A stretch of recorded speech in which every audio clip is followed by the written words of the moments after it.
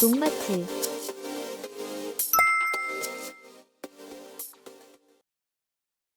영상 시작 전 농마트 TV에서 진행 중인 이벤트를 정리하는 시간을 가져보도록 하겠습니다. 현재 가장 인기가 많은 이벤트로는 생선 아미노 10L 1+1 이벤트입니다. 생선과 유용 미생물을 발효시켜 만든 아미노산 제로, 많은 관심으로 인해 현재 재고가 얼마 남지 않아 이벤트 마감이 얼마 남지 않았은 상태로 아직 종료되지 않았으니 서둘러 신청해 주시기 바라겠습니다. 규산이 함유되어 있는 작물생리 활성제 본환자 1리터와 수정률 증진, 광합성 능력 향상, 동해와 냉해 예방 등이 가능하며 아미노산이 함유된 수정광 500ml, 한방 추출물로 과실 비대를 증진시켜주는 비대 888 1리터, 한방 추출물, 아미노산, 효소 함유로 작물생육과 생리활성제 신세계 500ml, 천연 친환경 이온화 칼슘 에코시 A 150g, 수용성 정제 유황 및 은이온을 함유한 백분말, 흑곰팡이, 화상병, 흑별병 등의 세균에 특화되어 있는 제5원소 3종 살균 제 500ml. 규산과 황해 함유로 작물 영양 공급과 병해충 관리가 한 번에 가능한 그린팩 1리터, 당도와 비대 증진 효과를 가진 바이오 글루코 1리터, 총 9가지 제품을 1+1 이벤트가 진행 중입니다. 또한 천연 미네랄 제제인 전착 침투제인 나노매트는 10개를 구매하시면 10개를 더 드리는 이벤트를 진행 중이며 네이버에 농마트 TV를 검색 또는 영상 아래 링크를 통해 농마트 사이트에 접속 후 이벤트라고 검색하시면 더 쉽고 한 번에 알아보실 수 있습니다. 현재 진행 중인 농마트 TV의 이벤트 꼭 놓치지 마세요. 곧 입고되는 이탈리아의 제품들도 많은 기대와 관심 부탁드립니다. 작물이 잘 자라는 것처럼 보여도 실제로는 광합성 효율이 생육 차이를 만드는 경우가 많습니다. 잎의 상태와 환경 관리에 따라 같은 햇빛에서도 결과는 크게 달라질 수 있습니다. 오늘은 광합성 효율을 높이기 위해 꼭 점검해야 할 핵심 포인트를 간단히 정리해드립니다. 작물이 자라는 가장 기본적인 힘은 바로 광합성입니다. 광합성은 햇빛을 받아서 양분을 만드는 과정이며 사람이 밥을 먹고 힘을 내는 것과 같은 원리입니다. 아무리 비료를 잘 주어도 광합성이 제대로 이루어지지 않으면 작물은 튼튼하게 자라기 어렵습니다. 광합성은 크게 3가지 환경 조건이 맞아야 잘 이루어집니다.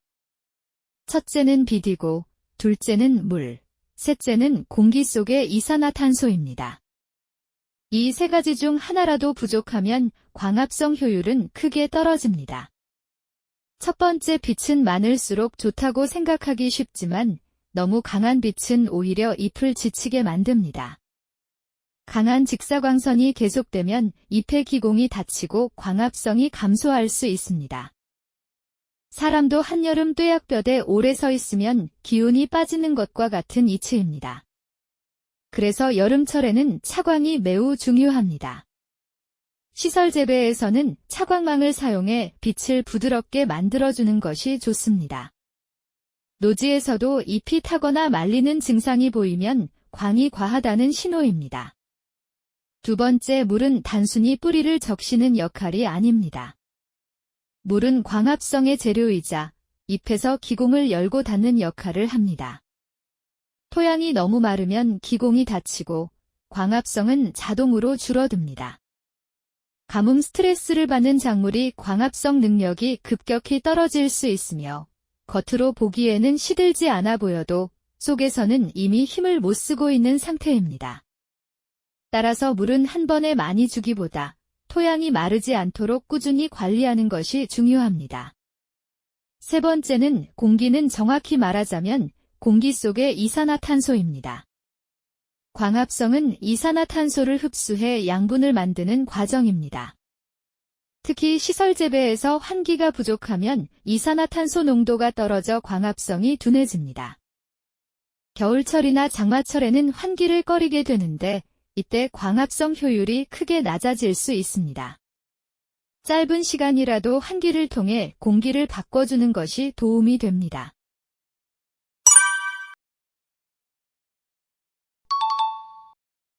그래서 최근 시설 재배지에서는 탄산가스를 활용하여 광합성을 촉진하는 데 사용합니다.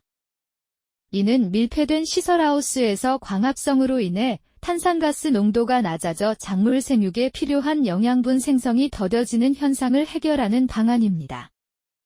탄산가스는 식물이 광합성을 통해 포도당을 만드는 데 필수적인 요소로 농도를 높이면 광합성 속도가 증가하여 작물 생육을 촉진하고 수량과 품질을 향상시킬 수 있습니다. 또한 과체류의 경우 부정형이나 품질이 좋지 않은 열매가 줄어드는 효과가 있습니다. 시비는 해가 뜬 후 2-3시간이 지나 기공이 열리고 광합성이 활발해지는 시간대에 시비하는 것이 효과적이며 일반적으로 일출 후부터 환기 시점까지 2-3시간이 적당하고 일사량이 충분한 오전에 효과가 가장 높습니다. 이는 가스통을 설치하고 배관을 통해 공급하는 방식으로 비용이 높다는 단점으로 주로 소규모 하우스에서 활용됩니다. 특히 직접 연소식 시비 방법은 가스히터를 이용하여 탄산가스를 시비하는 방식으로 난방과 동시에 진행할 수 있으며 드라이아이스를 활용하여 온실내 탄산가스 농도를 높이는 방법도 있습니다. 하지만 탄산가스를 시비할 경우 작물이 발아한 직후 어린 모종 시기에는 광합성 능력이 낮아 탄산가스 시비 효과가 적으므로 어린 모종 단계에서는 시비를 최소화하는 것이 좋습니다. 영양 성분 및 기타 조건. 광합성이 잘 되기 위해서는 잎이 건강해야 합니다. 잎이 건강하려면 질소, 마그네슘, 철과 같은 성분이 필요합니다. 질소는 잎을 만드는 기본 성분입니다. 하지만 질소가 너무 많으면 잎만 무성해지고 조직이 약해지며 질소 과다는 광합성 효율을 높이기보다 오히려 병해를 증가시킬 수 있습니다. 질소 과잉과 광합성에 대한 자세한 설명은 농마트 TV의 영상을 참고하실 수 있습니다. 마그네슘은 엽록소의 중심 성분입니다. 엽록소가 부족하면 잎이 연해지고 햇빛을 받아도 제대로 쓰지 못합니다. 마치 눈이 침침한 사람이 책을 읽기 어려운 것과 같은 상황입니다. 철이 부족하면 잎이 누렇게 변하며 광합성 능력이 급격히 떨어집니다.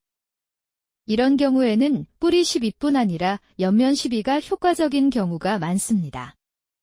또 하나 중요한 것이 잎의 나이입니다.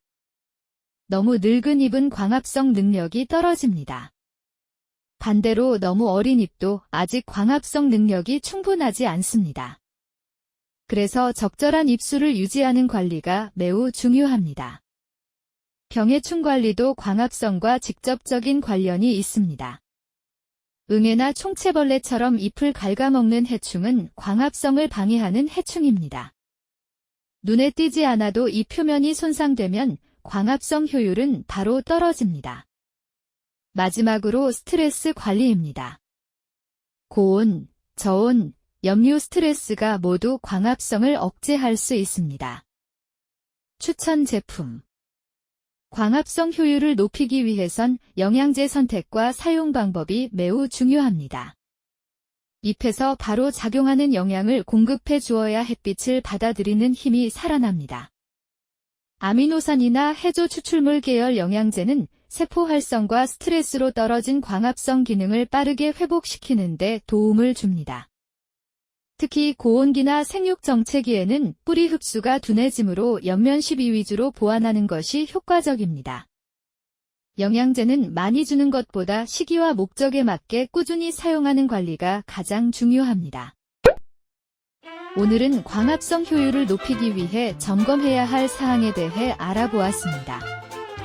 빛, 물, 이산화탄소 환경관리와 잎 상태에 따라 광합성 효율이 달라지며 이것이 생육 차이로 이어집니다. 차광, 관수, 환기 관리와 함께 질소 과다를 피하고 마그네슘, 철 등 엽록소 관련 영양을 균형 있게 공급하는 것이 중요합니다. 병해충, 고온, 저온, 염류 스트레스를 줄여주면 광합성이 안정되어 수량과 품질이 함께 향상되며 아미노산제나 해조 추출물 계열의 영양제 사용을 추천드립니다. 저희 농마트TV는 농업 현장의 고민을 함께 해결하는 농자재 전문 플랫폼입니다. 비료, 영양제, 병해충 관리자재뿐만 아니라 유기질 비료까지 검증된 자재만 엄선해서 믿고 쓸 수 있는 제품만을 추천드립니다. 어떤 작물에 어떤 자재가 필요한지 고민이 되신다면 댓글이나 농마트TV 연락처로 문의를 주시면 정확한 상담과 제품 추천을 도와드리겠습니다. 농마트TV 사이트 주소는 아래 댓글에 남겨놓을 테니 많은 방문과 관심 부탁드리겠습니다. 농가분들을 위해 좋은 자재, 합리적인 선택으로 더 나은 수확을 함께 만들어 가겠습니다. 농마트TV 구독과 좋아요 부탁드리겠습니다. 오늘 영상을 시청해주셔서 감사합니다.